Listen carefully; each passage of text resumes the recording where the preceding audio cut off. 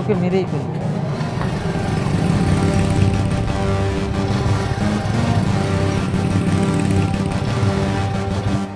তুই তো সেদিন শুনেছিলি মিরাজকে ওরা মেরে আটকে রেখেছে, তুই ওকে হেল্প করতে চাসনি, পুলিশের কাছে যাসনি? বন্ধু বিপদে পড়েছে আর আমি কি বসে থাকবো? বন্ধুর জন্য আমি জীবনও দিতে পারি। আমি সিলেট থেকে এসে তোমার জন্য অপেক্ষা করি, আর তুমি শুধু বাসা থেকে বের হতে পারতেছো না। ওকে বল ওয়েট করো, আমি আসছি, আর কোনো বাড়তি কথা না। প্লিজ চলে যাও মিরাজ, প্লিজ। তাই ওকে মারবেন না প্লিজ, মারবেন না প্লিজ, ছেড়ে দেন মিরাজ।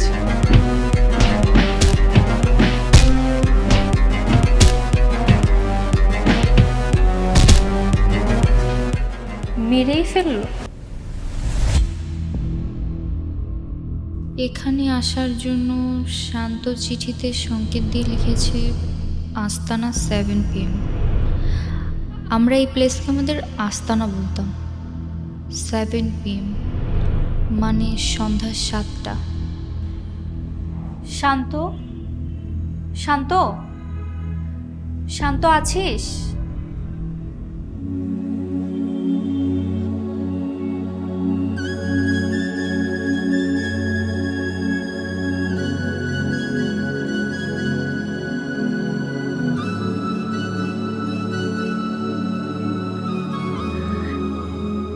কেমন আছিস তুই? আমি ভালো নেই বন্ধু, ওরা আমার জীবনটাকে শেষ করে দিয়েছে। কিন্তু এমনটা কেন হলো আমি তো কিছুই বুঝতে পারছি না। তোর সাথে এসব কি হচ্ছে? ওরা আমাকে ফাঁসিয়েছে, ওরা বলেছে আমি নাকি নাজিয়াকে হত্যা করেছি। নাজিয়াকে খুন তো আকিব চৌধুরী অথবা এমপির নির্দেশে আশিক করেছে, আর খুন করার কথা ছিল তো আমাকে। ভুল করে নাজিয়াকে খুন করেছে। জেলে থাকার কথা যদি কারো থাকে তাহলে এমপি অথবা আকিব চৌধুরীর। ওরা অনেক ক্ষমতাশীল, ওদের নামে কোনো কেস নেই, বরং ওরা উল্টো নাজিয়ার মাকে হাত করে আমার নামে কেস দিয়েছে। আমার জীবনটাকে ওরা নষ্ট করে দিয়েছে। কিন্তু হঠাৎ তুই এখানে এলি কেন? সিয়াম আমার বাসায় গিয়েছিল, নাজিয়ার মায়ের একটা ভিডিও দেখিয়ে বললো এটা তুই আমাকে পাঠিয়েছিস। ভিডিও? কেমন ভিডিও? নাজিয়ার মা প্ল্যাকার্ড হাতে নিয়ে বিচার চাইছিল, এরকম একটা ভিডিও। কই না তো, আমি এমন কোনো ভিডিও দেইনি। এটা আমি একটু আগেই জানতে পারলাম যে তুই আমাকে কোনো ভিডিও পাঠাসনি। সিয়াম আমাকে মিথ্যা বলে ঢাকা নিয়ে এসেছে। তুই এখানে এসে চরম ভুল করেছিস, ওরা তোকে বাঁচতে দিবে না। বাঁচতে দিবে না? তার মানে সিয়াম আমাকে ফাঁদে ফেলেছে? হ্যাঁ, তোকে এখানে আনার জন্য এটা একটা ফাঁদ ছিল। তুই আর সাকিব অন্য শহরে ছিলি, সেটাই ভালো ছিল। এখানে এসে এখন আমার আর মিরাজের মতো অবস্থা হয়ে যাবে তোদের। মিরাজের মতো মানে? মিরাজের কি হয়েছে? মিরাজকে ওরা মেরে ফেলেছে।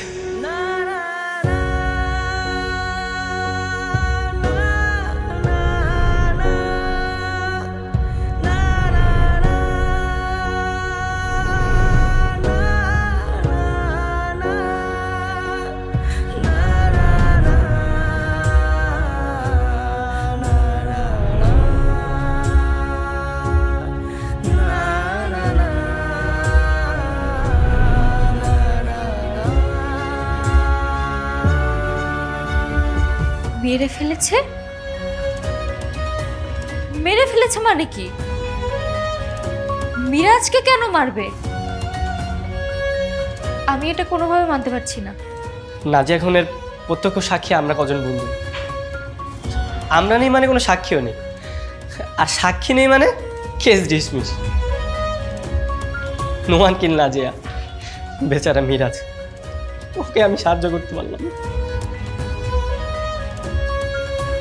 মিরাজের সাথে কি হয়েছিল? আমাদের বন্ধুত্ব শেষ হওয়ার পর তোর সাকিব, মিরাজের বাবার সবার ট্রান্সফার হয়ে যায়। তোরা এক একজন এক এক শহরে চলে যাস। 1 বছর পর, আজ থেকে 2 বছর আগে হঠাৎ এই শহরে মিরাজ আর আরোহীকে আমি একসাথে দেখি।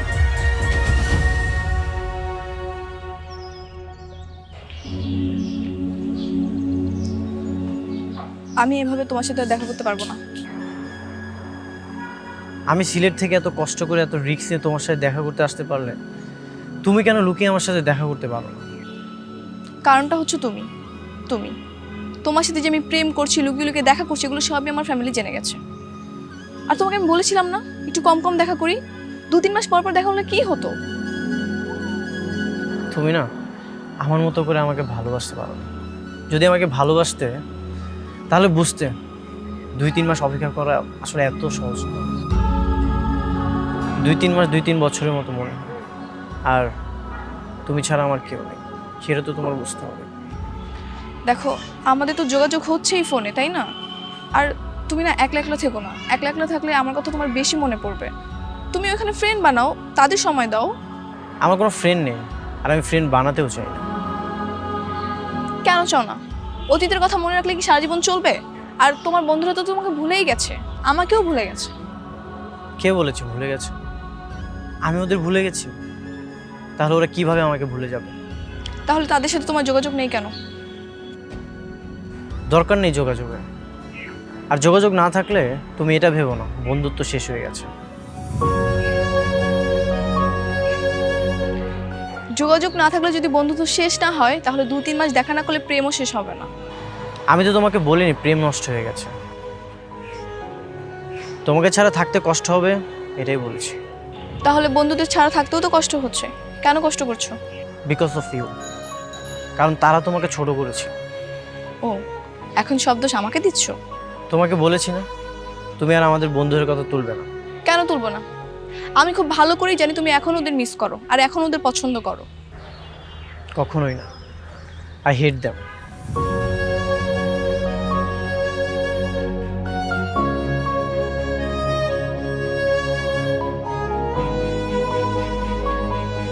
এই যে ওদিক কি? না না, কিছু না। দেখেন তো ভাই সিনেমাটা চলছে না কেন?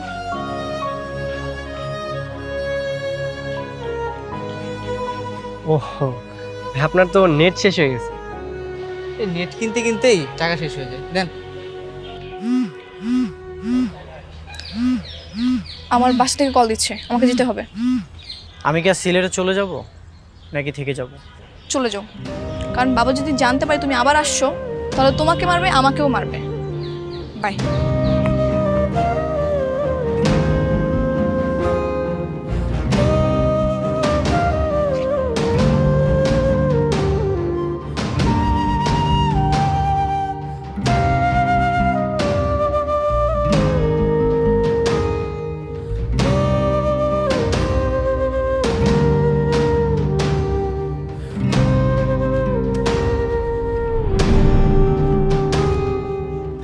তার মানে মিরাজ সেদিন সিলেটে যায়নি?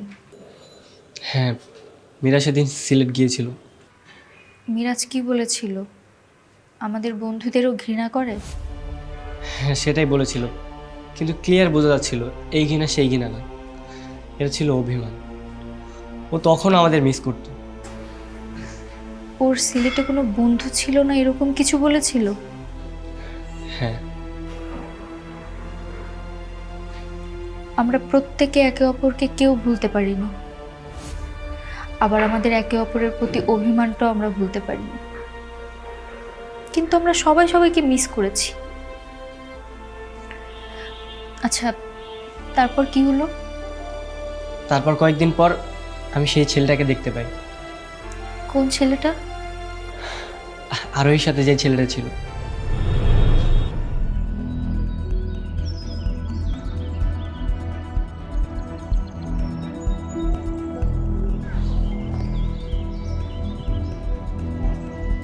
ভাই ভাই ভাই, হ্যালো। ভালো আছেন? কি বললেন? আমাকে চিনতে পেরেছেন? না।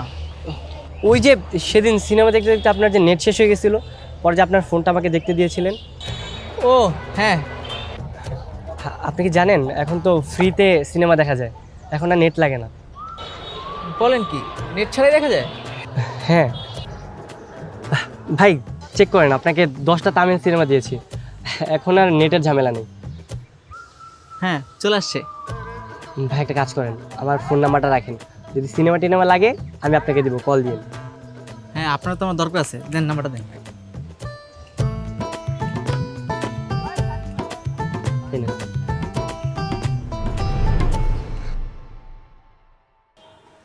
তার মানে আরোহীর বডিগার্ডকে পটানোর চেষ্টা? হ্যাঁ, আমি ভেবেছিলাম ওকে হাত করতে পারলে আরোহী আর মিরাজের আপডেট পাওয়া যাবে। ওই ছেলেটাই কি মিরাজকে মেরেছিল? তা সঠিক জানি না। তাহলে জানিসটা কি, ক্লিয়ার করে বল।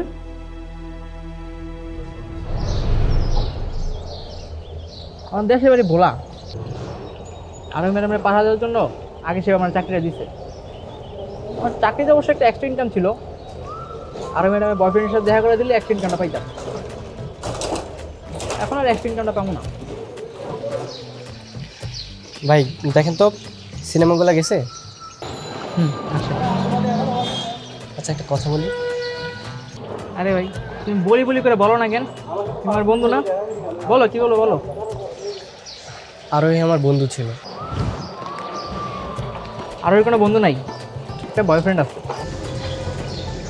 ওর ওই বয়ফ্রেন্ড আমার বন্ধু ছিল। চাপা মারো না। আচ্ছা বলো তো বয়ফ্রেন্ডের নাম কি? মিরাজ। মিরাজ তোমার বন্ধু? হ্যাঁ, কেন বিশ্বাস হয় না? ছবি দেখবা?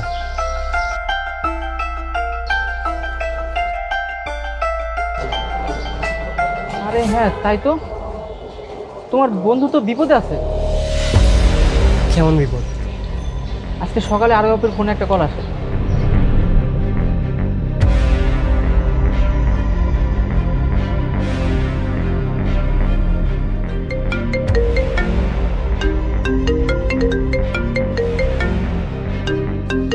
ভাই ফোন দে, ফোন দে।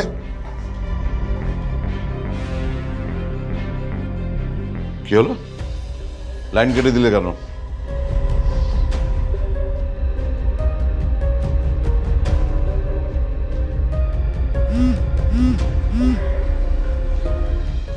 হ্যালো আরোহী, তুমি ফোন ধরতেছো না কেন? আমি সিলেট থেকে এসে তোমার জন্য অপেক্ষা করি, আর তুমি শুধু বাসা থেকে বের হতে পারতেছো না। ওকে বল ওয়েট করো, আমি আসছি। আর কোনো বাড়তি কথা না। ওয়েট করো, আমি আসতেছি। আচ্ছা। যান, এবার গিয়ে তোর মিরাজের সাথে দেখা করে আয়। যা যা যা, কোনো অসুবিধা নেই। আর তোরা সবাইকে নিয়ে বেরিয়ে পড়। এবার যেন এই ছেলে কোনোভাবে হাতছাড়া না হয়, তাহলে কিন্তু কেউ বাঁচতে পারবে না। যা যা, তুই দাঁড়িয়ে আছিস কেন? যা ঘুরে আয়।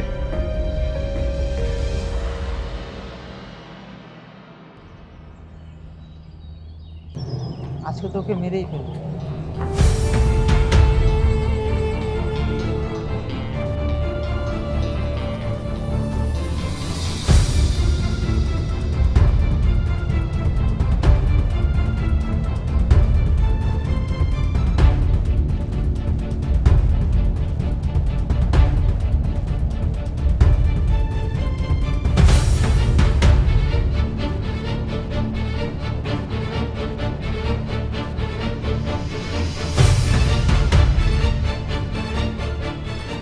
আমি তোমাকে নিষেধ করেছিলাম না আসতে, এখন আমার ফ্যামিলি তোমাকে আর আমাকে দুজনকে মেরে ফেলবে।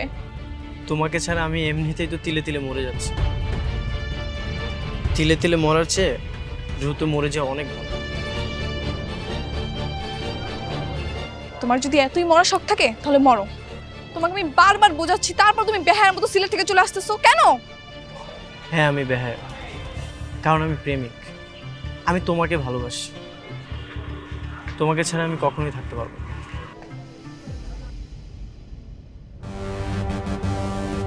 তোমাকে নিয়ে না আমি আর পারছি না, আমাদের ব্রেকআপ।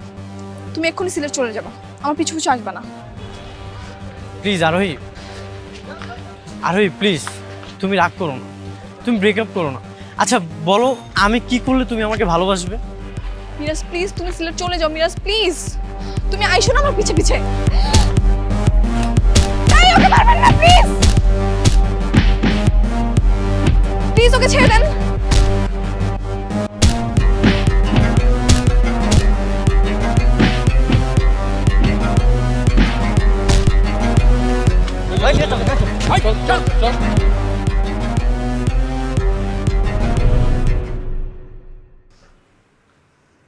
আমরা সবাই জানতাম ওই মেয়ের জন্য মিরাজ মরবে। আর সেটাই হয়েছিল। আরোহীর বাবা মিরাজের উপরে তো রেগেছিল কেন? কারণ ওর বাবা আর এমপি আমাদের উপর রাখছিল, ওরা আমাদের কারণে কেস খেয়েছিল, আর সেই কেসের কোনো সমাধান পাচ্ছিল না, এটা একটা কারণ হতে পারে। দ্বিতীয়ত মিরাজ আর আরোহীর প্রেমের সম্পর্কটা ওরা মেনে নিতে পারছিল না। মিরাজ যে মাঝে মাঝেই লুকিয়ে আরোহীর সাথে দেখা করতো, এটা কি আরোহীর বাবা জানতো? হ্যাঁ, আরোহীর বাবা এই ব্যাপারটা জানতো, আর সেই দিন মিরাজ হাতে নাতে ধরা খেয়েছিল। তুই তো সেদিন শুনেছিলি মিরাজকে ওরা মেরে আটকে রেখেছে, তুই ওকে হেল্প করতে যাসনি, পুলিশের কাছে যাসনি? বন্ধু বিপদে পড়েছে আর আমি কি বসে থাকবো? বন্ধুর জন্য আমি জীবনও দিতে পারি। যদিও মিরাজের সাথে সেদিন থেকে আমার আর কোনো কথা হয়নি। স্কুল জীবনের বন্ধু শত্রু হয়ে গেল, যখন কোনো বিপদে পড়বে আমি সবসময় তাদের পাশে থাকবো। সেটাই তো হওয়ার কথা। কি করেছিলি তুই মিরাজের জন্য? ভাই প্লিজ, ভাই প্লিজ, তুমি ওকে যেভাবে হোক ছাড়ানোর ব্যবস্থা করো। আমি কিভাবে ছাড়াবো? ওকে মেরে আন্ডারগ্রাউন্ডে একটা রুমে আটকে রাখছে। ওকে বের করার কোনো না কোনো উপায় তো হবেই। রাতের অন্ধকারে গোপনে বের করানো যাবে না? আরে না, এটা অসম্ভব।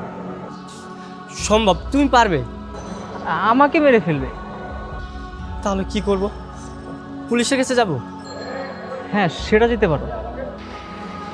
আচ্ছা ঠিক আছে।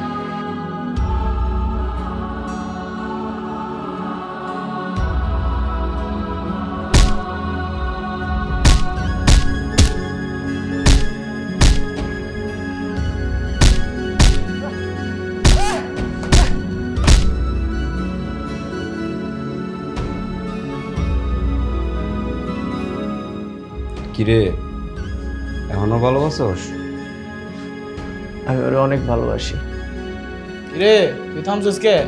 মার! আপনারাই তো আকিজ সাহেব এবং এমপি সাহেবকে নাজিয়া হত্যা মামলায় ফাঁসিয়েছেন, তাই না? কি বলেন স্যার, আমরা ফাঁসাবো কেন? ওরাই নাজিয়াকে হত্যা করেছে, এখন মিরাজকে আটকে রেখেছে, ওকেও হত্যা করার চেষ্টা করছে। সত্যি বলছেন? জি স্যার। কিন্তু আপনার কথা যদি মিথ্যা হয়? তাই তুই ভয় পেয়ে পালিয়ে গেলি? বন্ধুকে বিপদে ফেলে তুই পালিয়ে গেলি? তুই মিরাজকে হেল্প করতে পারলি না? তুই মিরাজকে বাঁচাতে পারতি না? সিলেট থেকে মিরাজ গার্লফ্রেন্ডের সাথে দেখা করতে আসতো, ওই আমার সঙ্গে তো দেখা করেনি, ও তো আমাকে বন্ধুই মানতো না।